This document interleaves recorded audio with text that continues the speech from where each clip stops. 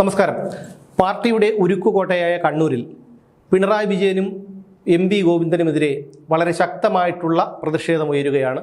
Flex ബോർഡുകൾ പലതും പിണറായി വിജയനും ഗോവിന്ദനുമെതിരെ ഉയർന്നു കഴിഞ്ഞു. പി ജയരാജനെ വിളിക്കൂ, പാർട്ടിയെ രക്ഷിക്കൂ എന്നുള്ള തരത്തിലുള്ള ഫ്ലെക്സ് ബോർഡുകളാണ് പലയിടങ്ങളിലും ഉയർന്നിട്ടുള്ളത്. 3 കാര്യങ്ങളിലാണ് കണ്ണൂരിലെ പാർട്ടി പ്രവർത്തകർക്ക് നേതൃത്വത്തോട് അമർഷം. അതിന് പകരമാണ് അവർ വീട്ടിയത്.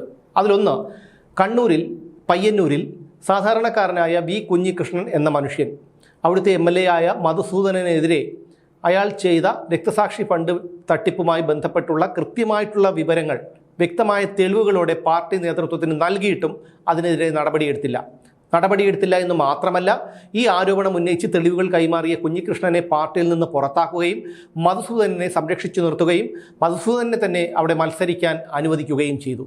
അത് പാർട്ടി അണികളിൽ വലിയ രീതിയിലുള്ള അമർഷത്തിന് കാരണമായി. പ്രത്യക്ഷത്തിൽ പാർട്ടി അണികളിൽ പലരും പാർട്ടിയോടൊപ്പമാണ് നിന്നിരുന്നത് എങ്കിലും അവിടെ കുഞ്ഞികൃഷ്ണനോടൊപ്പമാണ് അണികളുടെ മനസ്സ് എന്നുള്ളതാണ് അവിടെ ഫലം വന്നതിലൂടെ പുറത്ത് വന്നത്.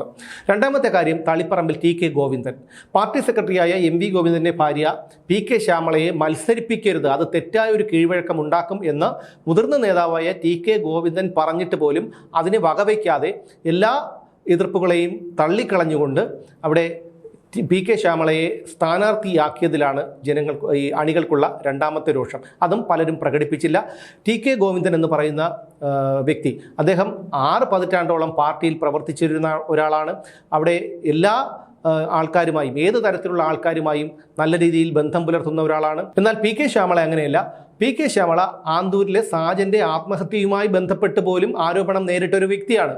എന്ന് മാത്രമല്ല, ഗോവിന്ദൻ മുമ്പ് മന്ത്രിയായിരുന്നു, പിന്നീട് പാർട്ടി സെക്രട്ടറിയായി. അങ്ങനെ പാർട്ടി സെക്രട്ടറി ആയിട്ടിരിക്കുന്ന ഒരാളുടെ ഭാര്യയെ വീണ്ടും അവിടെ മത്സരിപ്പിക്കുന്നതിൽ ശക്തമായിട്ടുള്ള ഒരു എതിർപ്പ് അന്ന് തന്നെ ഉണ്ടായിരുന്നു. പക്ഷെ അതൊന്നും പാർട്ടി നേതൃത്വം വകവെച്ചില്ല എന്നുള്ളതാണ് മറ്റൊരു കാര്യം. അതുകൊണ്ട് തന്നെയാണ് ആദ്യഘട്ടങ്ങളിൽ പാർട്ടി കൺവെൻഷനുകളിൽ പോലും പാർട്ടി അണികൾ പങ്കെടുക്കാതിരുന്നത്. പിന്നെ അതിനുശേഷം ടി കെ ഗോവിന്ദൻ പുറത്തു പോയതിനു ശേഷം ടി കെ ഗോവിന്ദനെ വർഗവഞ്ചകനായും പി.കെ. ശ്യാമളയെ പാർട്ടിയുടെ പ്രതീകമായും ചിത്രീകരിച്ചുകൊണ്ടുള്ള ഒരു പ്രചാരണമാണ് നടത്തിയത്. അതോടുകൂടിയാണ് കുറച്ചു പേരെങ്കിലും ഈ കൺവെൻഷനുകളിലും പ്രചാരണ പരിപാടികളിലും ഒക്കെ പങ്കെടുക്കാൻ തയ്യാറായത്. എന്നാൽ തോൽവി മുന്നിൽ കണ്ടുകൊണ്ട് തന്നെയാണ് സമൂഹ മാധ്യമങ്ങളിലൊക്കെ ഒരുപാട് പണം മുടക്കി വലിയ തോതിലുള്ള പ്രചരണമൊക്കെ പി.കെ. ശ്യാമള നടത്തിയത്. മൂന്നാമത്തെ കാരണം, മട്ടന്നൂരിൽ നിന്ന്, വിജയസാധ്യതയുള്ള മട്ടന്നൂരിൽ നിന്ന് കെ ശൈലജയെ പോലെയുള്ള ജനകീയയായ ഒരു നേതാവിനെ പേരാവൂരിലേക്ക് മാറ്റി തോൽപ്പിച്ചത് കൊണ്ടാണ്. കാരണം മട്ടന്നൂരിൽ നിന്നാണ് മത്സരിച്ചിരുന്നതെങ്കിൽ കെ ശൈലജ തീർച്ചയായും ജയിക്കുമായിരുന്നു. പക്ഷേ കെ ശൈലജയെ മനഃപൂർവ്വം തോൽപ്പിക്കാൻ തന്നെയാണ് പിണറായി വിജയനും ഗോവിന്ദനും അടങ്ങിയ കോക്കസ് ശ്രമിച്ചത് എന്നുള്ള ഒരു ബോധ്യം അവിടുത്തെ അണികൾക്കുണ്ട്.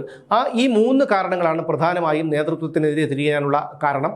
അവിടെ എന്തായാലും കണ്ണൂരിൽ വലിയൊരു പൊട്ടിത്തെറി പ്രതീക്ഷിക്കുന്നുണ്ട്. വലിയ രീതിയിലുള്ള ഒരു പ്രതിഷേധമാണ്, മുമ്പെങ്ങും കണ്ടിട്ടില്ലാത്ത തരത്തിലുള്ള ഒരു പ്രതിഷേധമാണ് ഇപ്പോൾ കണ്ണൂരിൽ നടന്നുകൊണ്ടിരിക്കുന്നത്. അവിടെ പാർട്ടി ഗ്രാമങ്ങളിൽ പോലും പോസ്റ്ററുകളും ഫ്ലെക്സുകളും ഒക്കെ ഉയരുന്നതിൻ്റെ പ്രധാന കാരണവും ഇതുതന്നെയാണ്. അവിടെ ഈ പറയുന്ന മാടമ്പിമാരായ എം.വി. ഗോവിന്ദനെയും വിജയനെയും പോലെയുള്ള നേതാക്കൾക്ക് ഇനി എന്താണ് സംഭവിക്കുന്നത് എന്ന് കാത്തിരുന്ന് തന്നെ കാണേണ്ടി വരും.